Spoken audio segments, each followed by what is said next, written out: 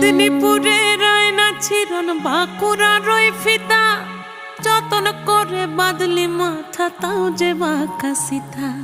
মেদিনীপুরে রায়না ছিরন বাঁকুড়া